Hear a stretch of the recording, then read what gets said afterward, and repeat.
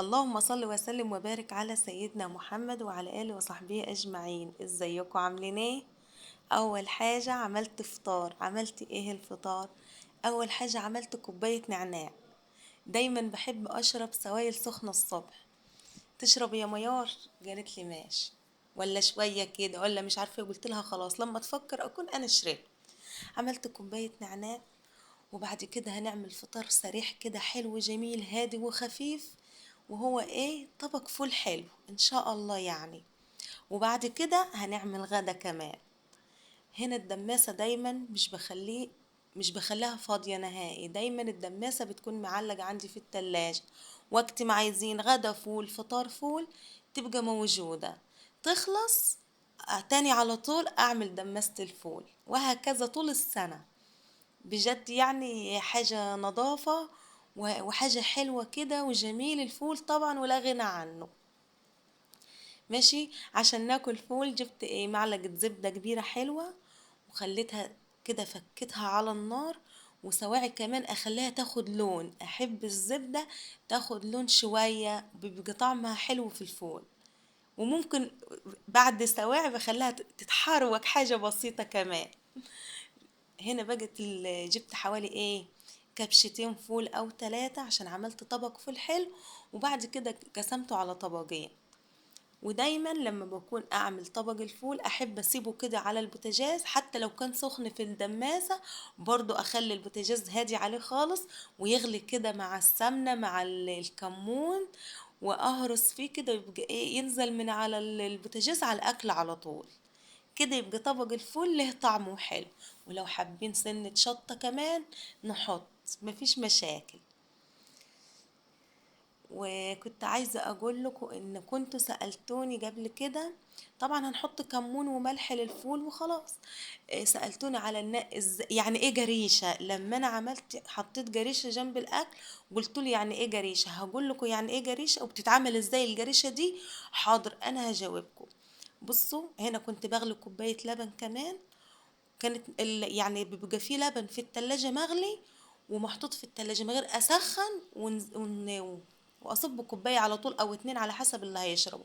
ودايما طول ما فيه فلفل اخضر الحجم الكبير ده انا بحبه خالص جنب الاكل، بيكون طعمه مسكر وجميل وطعمه حلو خالص، وبالذات جنب الفول.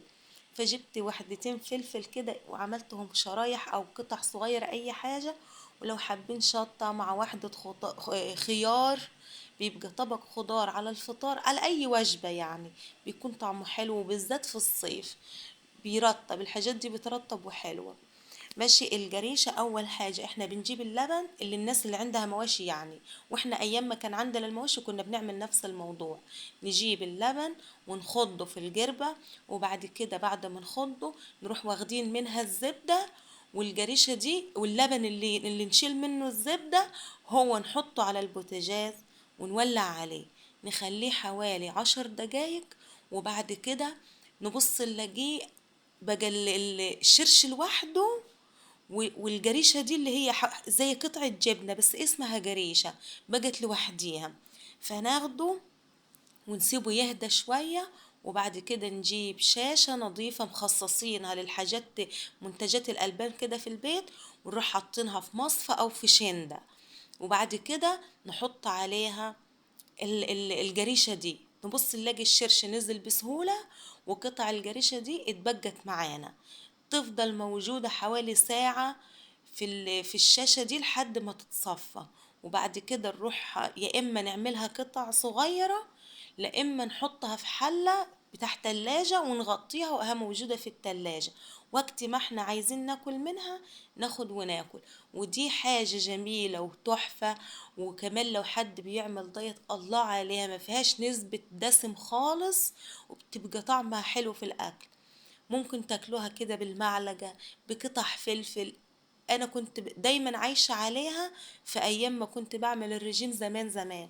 كنت باكل منها، بتبقى تخلي الواحد دايما شبعان وحلوة كده في الاكل يعني. خلاص، ان كنتوا سألتوني ازاي بتعمليها الجريشة ويعني ايه جريشة، هي كده. بس احنا حاليا ما عندناش مواشي، فعادي اللي عنده بيجيب لينا، مش حد مثلا يجيب يبقى احنا نشتريها، متوفرة وموجودة في كل البيوت، وفي السوق كمان، ورخيصة مش غالية. بس كده عرفتوا قصة الجريشة يا حبايبي. اي حاجة عايزين تعرفوها اسألوني وهجاوبكم ان شاء الله على طول في الفيديو. هنا خلاص عملت طبق الفول اهو، وهعمل ايه كمان تاني هنشوف اهو مع بعض. اي حاجة تطرطش معانا على البوتاجاز على الطبق بمنديل مطبخ ونلمع على طول، تبقى الدنيا زي الفل معانا. يا رب. وكنت سلقت بيضتين كمان، مع طبق الخضار مع طبق الفول، كوباية لبن كده يعني، وجبت مخلل، يعني دايما بيبقى عندنا مخلل على طول. طلعت طبق مخلل وخلاص. ايه رأيكم بقى؟ كنت جبت العيش من الفرن، وقولولي رأيكم ايه في فطرنا النهاردة. حاجة كده خفيفة وسريعة.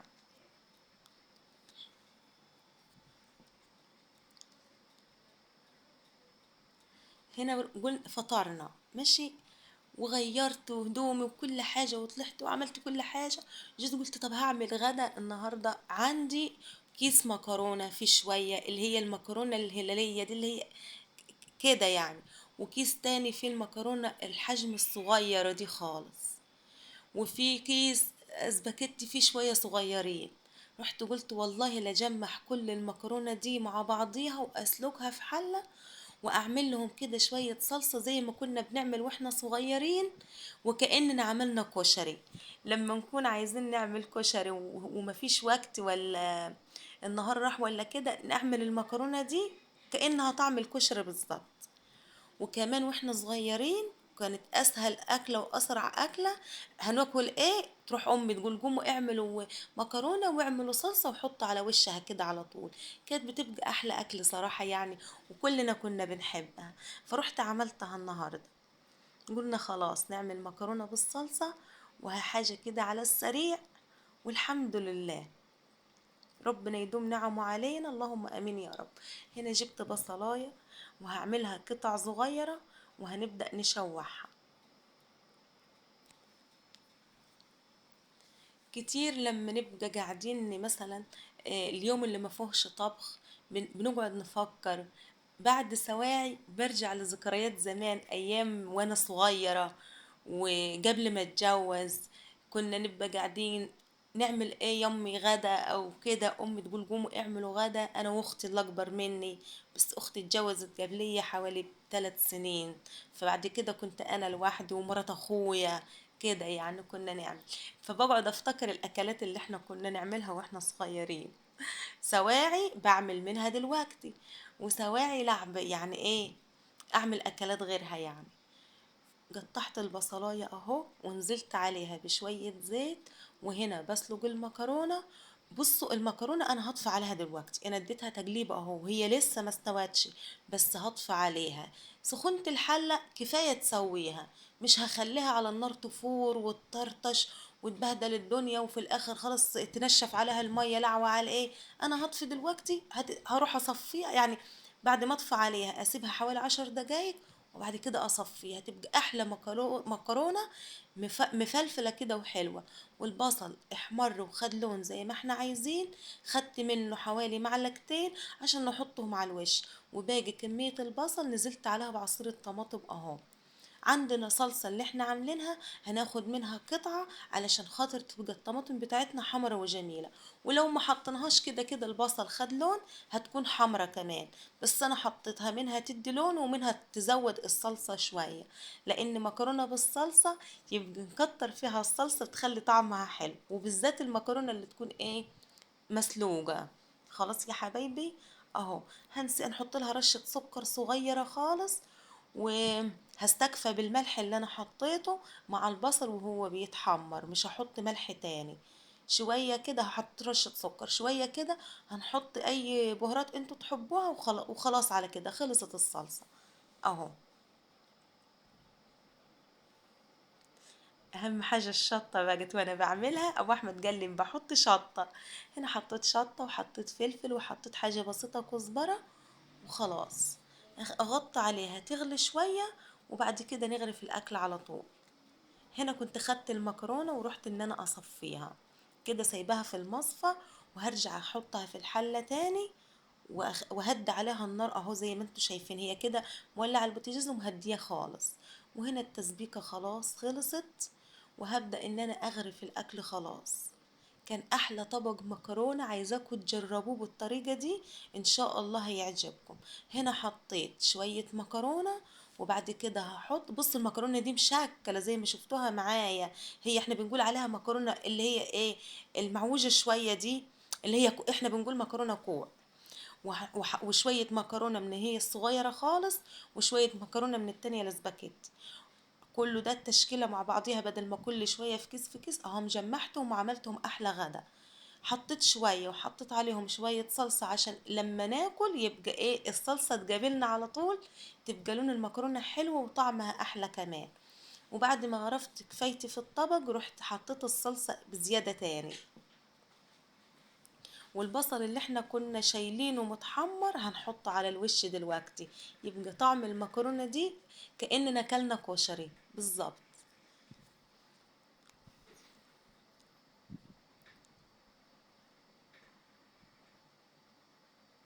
انتوا عارفين المكرونة من حلاوتها وجمالها مش هتصدقوني ما فاتش منها خالص، ما شاء الله يعني اتاكلت كلها.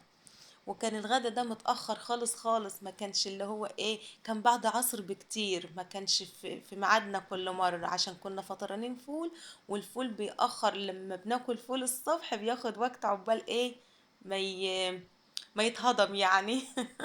وهنا رشة بصل اهو.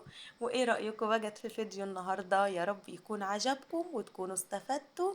ولو عجبكم الفيديو، كومنت حلو ولايك وشير وسبسكرايب، والسلام عليكم.